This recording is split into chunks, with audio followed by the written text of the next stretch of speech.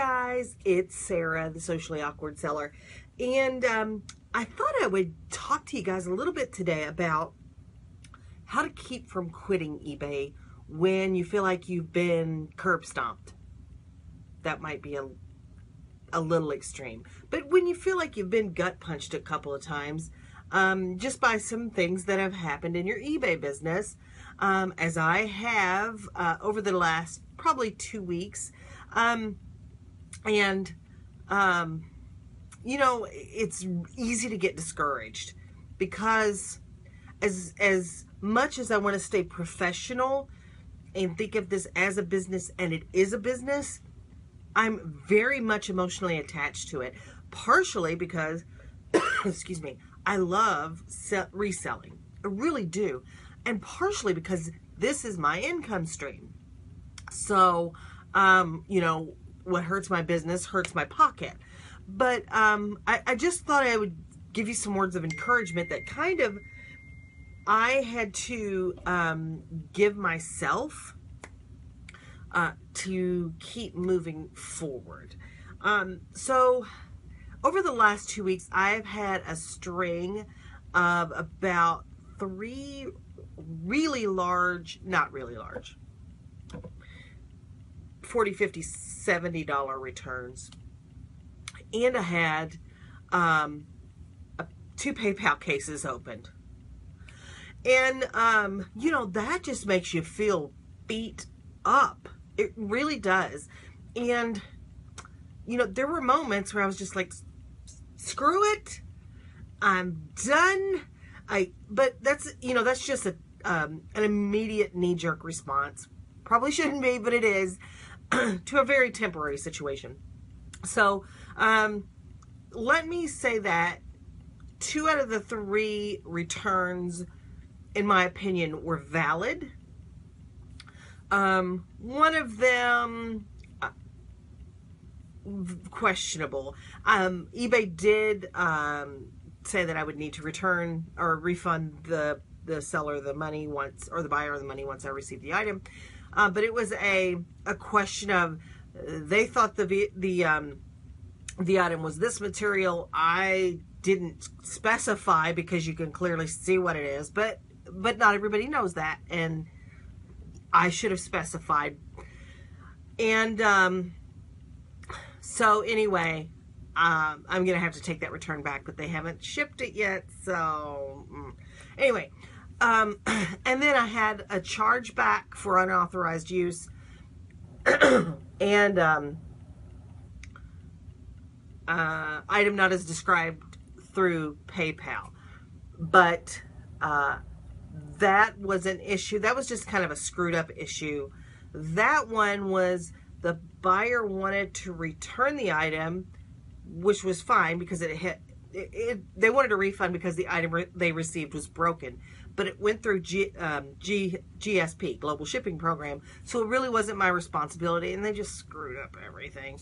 They opened a case, they closed a case. You know, they opened return, they closed the return. eBay's like, well, we can't do anything. We can only open the return once. So it went through PayPal. I talked to PayPal about that, and they found that in my favor, and they're going to handle it for the buyer through the Global Shipping Program. So that worked out okay. The other unauthorized use case, I just had to show that, you know, here is the tracking number. It was delivered. We're good. So, I mean, really, while they were emotional in that moment when you get the message, you know what I'm talking about. Don't pretend like you don't know. That feeling, you know, that feeling. You know, I'm just that person. I try to be transparent with you guys. I am that person. But I also know that, you know, just do the right thing. Is it something they just need more assistance with the product? Is it something that's damaged that you're going to file a claim on? You know, just work through it. It's fine. But it can be really discouraging. And I will tell you, I have quit eBay before. It was years ago, several years ago, because I didn't know what I was doing. I didn't know what I was doing. So I didn't realize the consequences of some of my actions. And I've told you this before, even last summer, last July, a year ago, I fell below standard because I didn't understand that canceling an item for being out of stock was a defect. I didn't know that. And trust me, I have done a lot of knowledge gathering in that year, and it took me about 3 months to get my above standard status again. I stayed in contact with eBay. I let them know what I was doing, and fortunately I was able to get that up just in time, and they let me stay. And of course I'm top rated now because I know that that is something that I have to stay on top of. I have to make sure that I'm staying on top of my inventory. But anyway, so I just want you to, when you get to that moment, I mean, getting a return does not make me want to quit eBay. Getting a string of situations like that does kind of weigh me down. So what I would remind you to do, don't do anything rash. Don't do anything rash. Sleep on it. Wait 24 hours. When you are having those strong emotions where you just want to give up, just sleep on it. Just wait. And figure out what you can do to kind of prevent this from happening in the future. Returns are going to happen. That is the nature of retail business. So you're going to get returns. But what can you do to mitigate those? I mean, you know, sometimes, like, there's nothing I could have done on one of the items that got broke in shipping. And I had to have it shipped back because she couldn't show me it wasn't working in a picture. So, you know, there's nothing I can do about that. It was an electronic item, and I just think it got shaken or dropped from a height, and it broke. And it's an internal component that's broken. But anyway, is the thing that's making you frustrated and wanting to give up a lack of technical skills? Do you lack some of the basic knowledge of how to handle a return? What are the Vero policies? What items can you not list? You know, prohibited items. Are you having shipping issues and it's just costing you a fortune out of pocket because you're not correctly shipping your items? Find out, you know, if it's a technical issue, partner up with somebody, a group, find a mentor, find a sounding board, whatever it is, to get those kind of skills. Is it, you know, you don't know how to research? Is that, you know, are you getting frustrated? It's not that you're getting returns, you're not getting any sales, and that's your issue. And I'm not going to go through all of these reasons why one might want to quit, but I do want to tell you that there is support out there for you. Just don't quit. Just don't quit. This is the opposite advice that I give people. I quit smoking in 2012, and my advice to them always, when, you know, they say, well, I'd like to quit, is just keep quitting until you quit. And this is the opposite advice. Just keep going until you can't quit. Because could this phone do anything else while I'm on? Anyway, because the difference between those who succeed on eBay and those that fail at eBay is those ones that fail just didn't keep going and learning better skills and learning better sourcing habits, and you know, just keep going, keep listing, keep going. I know I keep repeating myself, and I'm sorry for that, but it's really important. It's funny, I was going to do some research for this topic, so I typed in to Google how to keep from quitting eBay, you know, how to not quit eBay. And it was page after page after page of people saying why I quit selling on eBay. And most of the reasons that I saw were anecdotal excuses of why eBay doesn't support the seller and their fees are too high and blah, blah, blah, blah, blah. And I hate anecdotal information. Give me some specific examples of what you're talking about. And I promise you, I will be able to look at those and say, well, you know, you weren't following guidelines, you did the wrong thing. Or you weren't putting the effort in, because people think that this is get rich quick. This is easy. I'm just going to throw some stuff on this website and, you know, I'm going to go sit at the beach. People like to portray that on Amazon too. It's not true. Amazon can be a little less labor intensive, but you still got to hustle. I mean, that's what this job is, hustling. Anyway, this job is hard. It is rewarding. It's fun, but it's work. It's work sitting on your can, busting these listings out and taking good pictures and writing good descriptions and shipping. Do you think I like getting up early every morning and shipping items out? I don't love it, but it's part of the job, and it's what I do to be able to go out and source more and buy stuff and have money. So anyway, enough of the rant. I digress, but just don't quit. Just keep going. Figure out what you're doing wrong, or what you can do better, and how you can improve so that you don't get in situations that within eBay that make you want to quit. Let's talk about a couple of things that sold. This is just a little lot. A couple of things already sold, but I've already got those shipped because I don't want to get up early in the morning. Already got those packaged up. These are some Sports Illustrated and others. No, y'all know I ain't got my glasses on.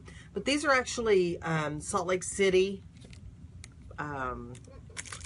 Olympics pins from 2002, and they're 14, and I had these for a long time. They came out of a huge jewelry lot. I ended up letting these go for $13 shipped.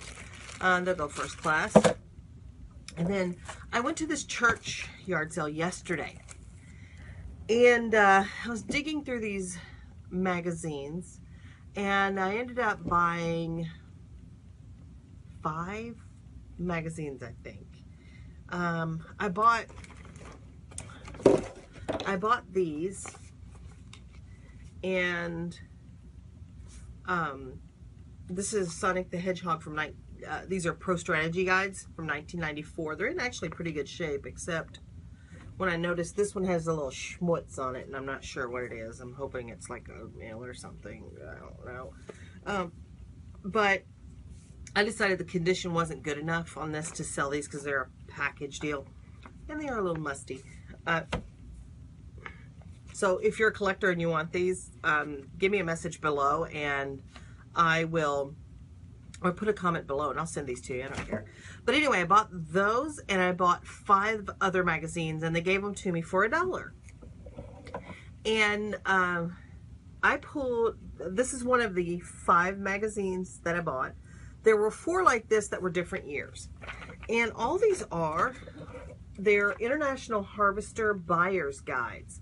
And this one is from 1967. So this shows all of the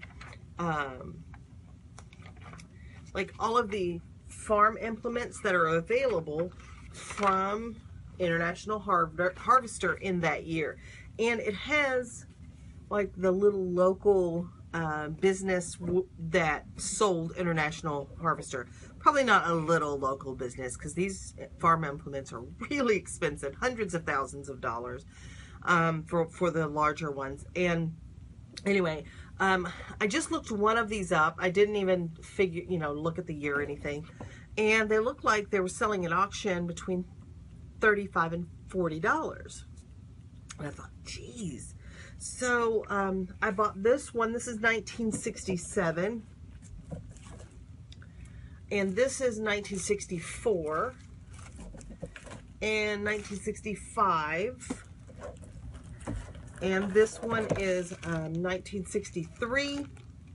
And they're all International Harvester. And they are a little musty. They do have some varying condition. A couple of them have some water stains, and 2 of them have some wear on the cover. But I disclosed all that, and I listed them for between $34.99 and $37.99, depending on the condition, with free shipping, because these will go first class, not media mail. These, I know they're books, magazines, or whatever, but these are strictly advertising. So you know that if you have a magazine that has advertisements in it, you cannot ship it media mail. These are all advertisements. So these will go first class. I listed those yesterday. All of them sold. 1 to one buyer and 3 to the other. So those were pretty good deal. So today I went back to the little yard sale, which was at this little house in front of the church. And I was going to see if they had any more magazines. And I didn't know if they had any more of these or not. But I talked to the lady. They were actually still having the yard sale this afternoon. And I talked to the lady, and she agreed to sell me the 3 tubs of magazines that they had for $10. And actually yesterday we'd made a deal because I was going to buy them all for $7.50. But the money was going to the church. So I said, you know, I'll just go ahead and give you $10 for all 3 tubs. And there were no more of these in there. So these were the high dollar ones. But I went through everything. I ended up with 2 tubs of magazines that I can sell. Most of them from the 80s and 90s. But I've already got this one listed.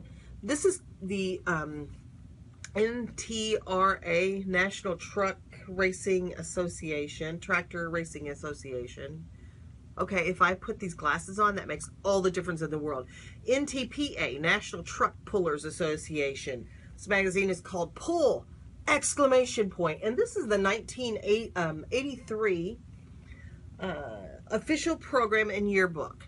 And this is really kind of cool. You know, I'm an 80s gal. So look at this advertising. Oh my goodness, that mustache is too much. Inside this magazine, there's this cool Wrangler little flyer. And I mean, it's just got a lot of pictures and stuff. There's in these magazines, you go to the truck pull and you can actually write down who pulled what, like how far they pulled the tractor. My brother is actually heavily into tractor pulling. I think he just pulled last weekend, and he does John Deere. He pulls a John Deere, and his tractor is called Honest John, I believe. Yeah. So that, I think I've got this listed for around $25. There ended up being about another 8 of these magazines, and I may end up lotting a couple of these. There were also some Toy Farmer magazines from mostly the 90s, late 80s, that I think will do okay.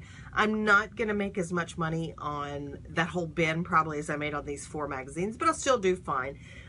Make sure that if you're selling these old magazines that you do disclaim all of the damage and the smell. That is more important, honestly, because they're going to open this envelope and it's going to have a musty smell. You know, like when you pick up those old yearbooks or old books at yard sales, and but anyway, so those are the things that sold. I picked up a couple of things. I've got some stuff to list, and I have hit over 600 listings. I am working my way to 1,000. I don't think I'm going to hit it by the end of the year, because I think we're going to gear up as Q4. You know, it's upon us. It starts in a week. I don't think I'll get there this year, but you know, maybe January I will.